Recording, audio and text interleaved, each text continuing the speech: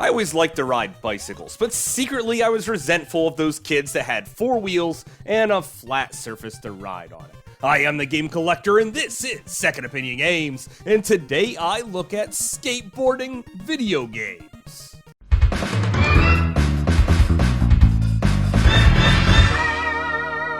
Second Opinion Games. We gotta start things off with Tony Hawk on the PS1. With its rockin' soundtrack and the ability to see Tony Hawk get a concussion by falling off his skateboard and smashing his face off the pavement, having blood spray everywhere was enough to keep most people playing this until they got expert level good at it. However, I could never unlock the second level of the entire game because I can't seem to do anything at all. Maybe I don't understand the physics of skateboarding. That would probably help, but still, I put it in every so often thinking that there is definitely a great game here, and I'm just sad that I can't quite play it. Just like skateboarding itself. So now I have to look through all of the other games, and hopefully I could find one that I might be good at. Go-Go Hyper Grind for the GameCube started off as a clone of Tony Hawk Pro Skater, but done with a cartoon aspect. Now, there are a lot of things that cartoons can do that you just can't do in real life, so you don't have to feel bad when these characters get hurt, which means you could cut off their heads or make them explode. Heck, they even incorporate that into the gameplay of the game. And there's even death matches that you could take on. And this happens to be one of the most expensive GameCube games, coming in at about $500 because it was made by Atlas and it was a GameCube exclusive. So if you already have this game, well, keep on playing it and maybe you'll get good, even though I never have. But for everyone else, it's probably not worth that high sum. The Simpsons Skateboarding for the PS2 can be found a lot cheaper and is arguably a much better game. First of all, how long did it take to create a skateboarding game for the Simpsons universe? It was long overdue. You can play as other characters, but I recommend playing as Bart because he is the signature skateboarder of the series, and there are tricks to pull off around every corner, and also plenty to explore around Springfield itself. The voice sampling isn't too heavily overused, and there's just a lot of fun to be had here for a really cheap price. I am so thankful that I'm finally able to explore this universe, but again, I seem to be really bad at these skateboarding video games. So I thought, well, maybe there's just too many buttons. So maybe I should go back to a simpler time where I didn't suck at video games. Enter California Games on the NES. You know that game where you could roller skate and trip over a single blade of grass? This is ridiculous to try to play and hilarious to see this girl take a face plant again and again. There's also a half bike here where you could move back and forth and turn your skateboard around. This is the only thing I think I managed to do when playing this game, and am I playing it right? Is this really the only thing you could do on a half bike? Just turn around and score points that way? Is this really even a sporting event? I know in real life they do flips and crap, but this looks freaking ridiculous. Skater Die also came out on the NES, and I feel like an absolute pro on the half bike here. I could turn around and turn around again, and not much do anything else. But don't worry, you could also skateboard in a giant empty swimming pool while trying to punch or hit your opponent, and yeah, that's something that I also am terrible at. There's some downhill racing where I just try to race the clock and get the most points and get to the end with absolutely terrible controls. And finally, you could race against another human and also suffer through some pretty darn bad controls. Heck, even the computer at spots can't control how he wants to stink and go, so how the heck am I supposed to? If it comes down to skating or dying, I think I'd rather die. Town and Country Surf Design, also known as TNC Surf Design, with its radical color scheme, also is one of those multi-genre games where you could surf. That's pretty cool, even if I can never figure it out. but it also happens to have the NES's best version of skateboarding here. Now, you can fall off this skateboard ridiculously easy, but once you get the controls figured out and how to accelerate and even jump with the skateboard connected to your body, you're gonna find that this is actually quite fun, and it still manages to be excruciatingly challenging. Heck, if you could even finish a single round, you are a champion in my book. I managed to get to round 3, and I feel pretty darn awesome at this game, and I really like the graphics here too. For an NES game, this is pretty darn good. But I wonder if we could keep this going with better graphics and a lot more speed. Well, ESPN Extreme Games is a skateboarding / luging / bicycle, and yes, even skating game where you're on the open road somewhere in Utah or California like San Francisco. Heck, you could even travel to Italy and see the Leaning Tower of Pisa. And while you're on the road with your fellow racers, you could kick them in the face. Take that, loser. However, I can never really fully get the hang of this game. Trying to pick up speed is just darn rough because you get tired out and then you have to crouch down. In order to get the most amount of money, you have to pass through certain gates and even go up different ramps. It feels a lot like Road Rash on the 3DO, and you know what? I am completely fine with that because that was one of my favorite games ever. I feel like if I could get the timing done just right, well then maybe I could be excellent at this game. But it's just a little too 3D for me. Maybe I should stick to 2D skateboarding games. In steps Radical Rex for the Sega CD. You can also pick up the Sega Genesis version, but it's missing a few frames of animation and some of that radical music.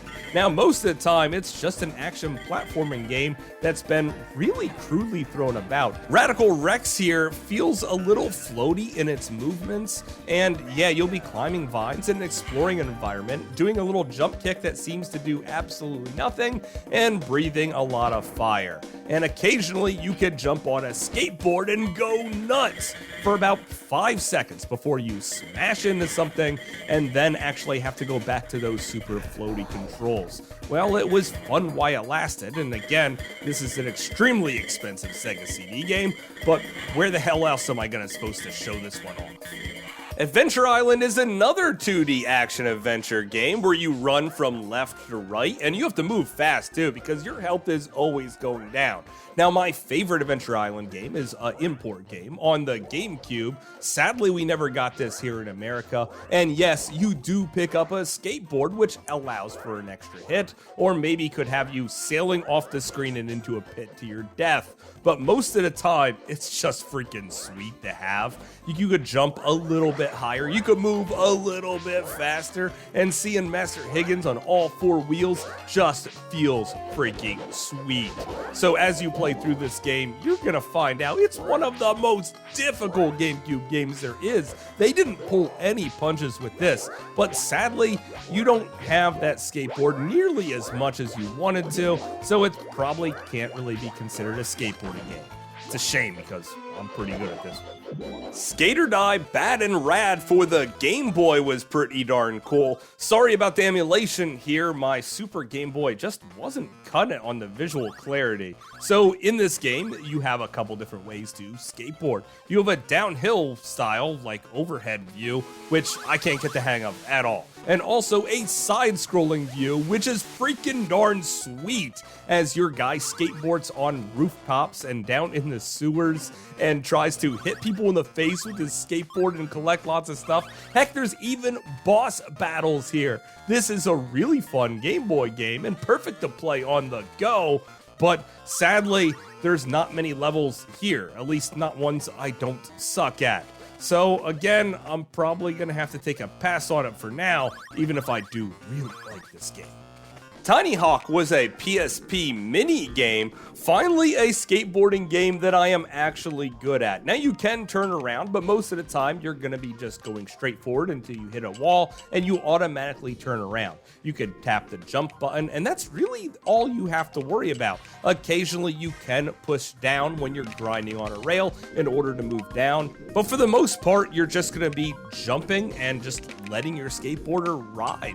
Now you'll be collecting all these different I guess they're batteries? I'm not really quite sure. And you're trying to get to the exit with as many batteries as possible. And it gets pretty tricky at spots, but never too darn difficult. At least not until you've been playing for about a half hour. And then you're going to be jumping on springs and starting to throw your PSP around the room, because this gets pretty darn devious. It lures you in with the easy and makes you feel like a boss and then crushes your soul.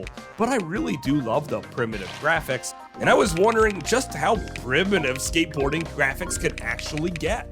Skateboarding Radical Adventure for the Atari 2600. In this game, you have 5 minutes to do 30 tricks off unique items. Now, most of the time, it's just going to be going up a ramp or riding through a tube. And trying to do that with one button with an Atari 2600 controller is actually quite difficult. In order to be ducking, you have to hold the button down after you complete a jump, and you can't move too much up or down, which means you have to line it up just right to go through those tubes. You also have to line it up just right to go up and down the ramps, and you have to find all of the tricks, which means this is sort of like a pitfall style game where you have to find all the tricks, manage to get to them as fast as humanly possible, and perform the trick in order to beat the entire game. Even though I could never get more than 20 of these tricks at any given time, I still come back to it, and it still manages to be one of my favorite skateboarding games in video games.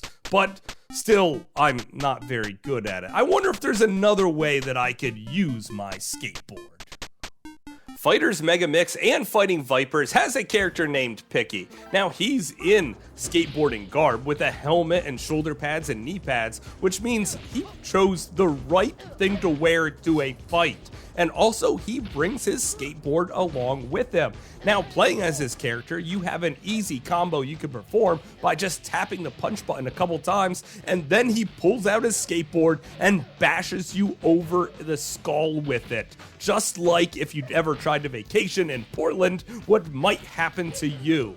My God, is this character ever deadly, and I pretty much go undefeated with him every single time I play the game. Even though I might not be good at pulling off tricks on a skateboard, or even playing video games or riding on one in general, at least I could use one as a blunt force object.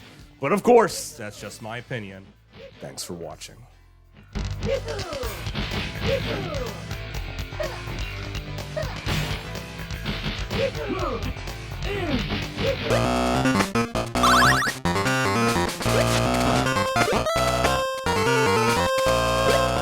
Hopefully you guys enjoyed this video. I had a pretty darn good time making it. Even if I do really suck at skateboarding video games, I always were fascinated by them and wish I could actually be good at them. Sadly, there's not many I'm decent at, so those ones are ones that I hold very close to my heart. So what type of game should I look into for you guys? I'm always taking suggestions, and I believe this one was suggested by one of you guys out there. So hopefully you can leave me a message, and until later, I will see you again, guys.